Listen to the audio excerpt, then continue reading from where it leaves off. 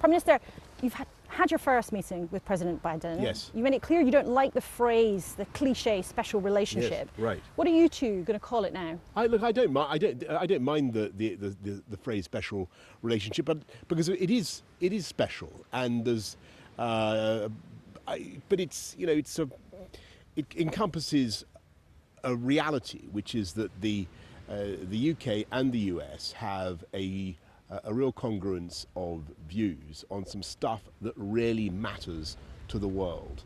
And so we believe very strongly in democracy. We believe in human rights. We believe in the rules-based international order. We believe in the transatlantic alliance. Joe Biden believes in that absolutely passionately.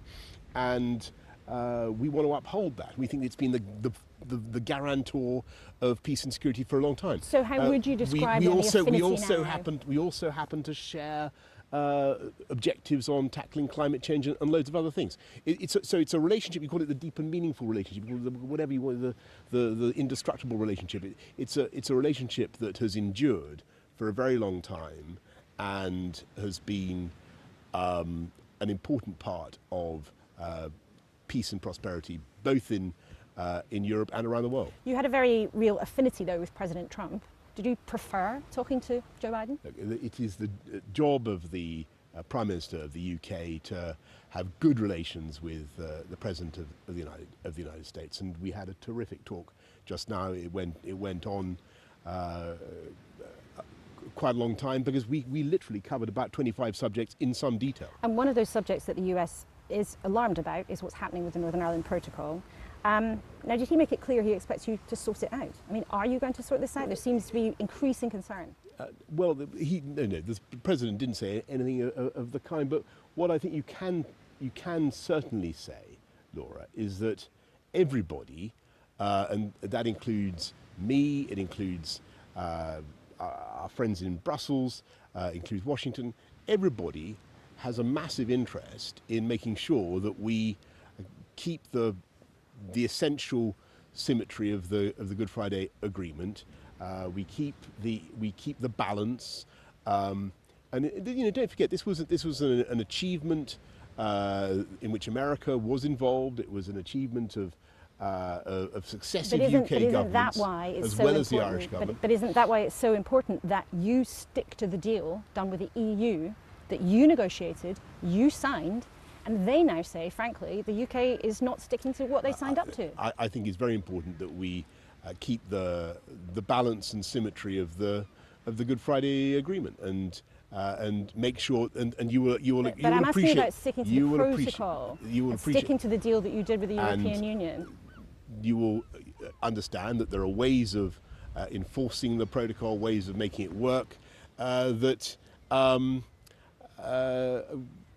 may be excessively burdensome. Let me just give you one statistic. 20% of the checks conducted across the whole of the perimeter of the EU are now done in Northern Ireland, 3 times as many as happen in Rotterdam. But we just do you think they're being excessive? I think we can sort it out. You think we can sort it? You can sort it out. Do you think you can sort it out in the next few days? I think we can sort it out. In the next few days, when European leaders are here, be confident about that. No. We're focusing here on. Thank you. No, we're focusing here on a huge range of things that the G7 wants to look at, and so we're looking at the post-pandemic world. We're looking at what we can do to make sure that we don't have the world caught unprepared again, or the Western world anyway, for a pandemic in the way that we were. But isn't the problem with what's happened between you and the EU is that many leaders now have the impression that you say one thing and you do another. You signed up to the deal with the European Union, and they're very clear that the UK is not abiding by the deal that was done. And they say there's no trust left now. Yeah, well, I obviously don't agree with that, but I think that we will sort it out, and I think what people also understand, and I think whether they're in Brussels or anywhere else, they understand that we have to respect the territorial integrity of the UK. We have to respect there's a UK internal market. It's actually there in the protocol, black and white several times. We just need to make it work. But in terms of the thing of making big promises and then not necessarily sticking to them, I mean, when it comes to vaccine, you're making a huge promise about 100 million, but in the next few weeks, the UK is only sending 5 million. You could waive the patents like other countries have done. You could already have sent vaccines to developing countries. That hasn't happened.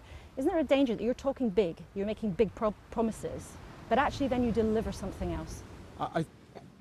Great respect, Laura. I think that the people of this country should be very proud that of the 1.5 billion doses that are being distributed around the world to the poorest and neediest in the world under the COVAX program, 1 in 3 come from the Oxford AstraZeneca deal that the UK did, allowing those vaccines to be distributed at cost. And that's before we've talked about the £548 million that we've contributed to COVAX, 1.6 billion to Gavi, and yes, we're putting in 5 million doses by September, but we'll do 100 million before 12 months is out. That's a huge number of extra doses, and we're working here with the rest of the G7. I think we'll have a colossal sum of vaccines that we'll be distributing. The fight against COVID would not be possible without the UK's efforts on vaccines. The global fight against COVID would not be possible without the Oxford AstraZeneca vaccine. 96% of those COVAX doses are Oxford AstraZeneca. And I think people do understand that. They also understand that the UK is spending £10 billion on overseas aid. But you're also cutting that. You are cutting the amount of aid. In times of great financial pressure but as you mentioned for our country. Other countries coming here are increasing the amounts of money they send to developing countries. You are cutting it. Yes, it is still a lot of money, but you are cutting it, and you're not just cutting it, you're going back on something that was in the Conservative Party manifesto that you promised the public would do. We're spending more on aid now than was ever spent under Gordon Brown as a percentage of GDP, more than was spent under Tony Blair,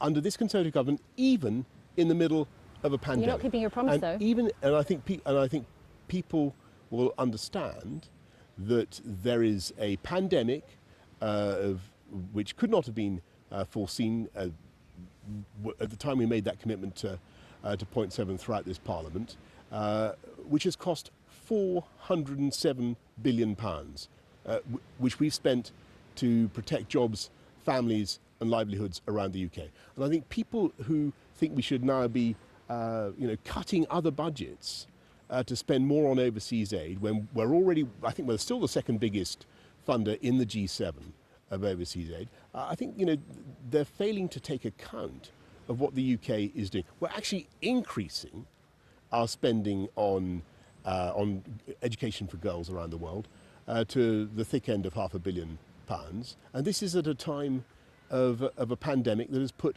unprecedented pressure on public finances.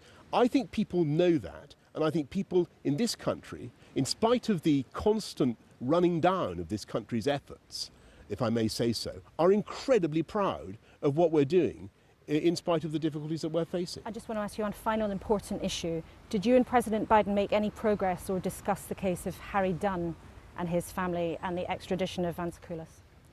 We did discuss that, and I have to say that you should really, when you get the chance, put your question to the President, because he is actively engaged in the case.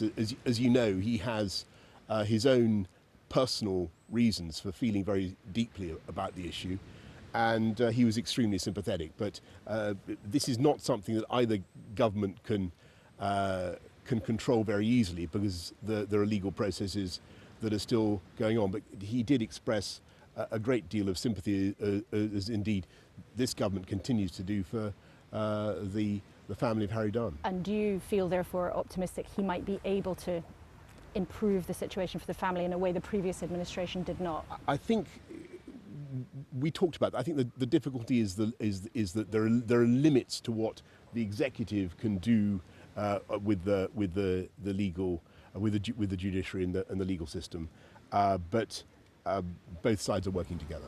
Prime Minister, thank you very much. Thank you.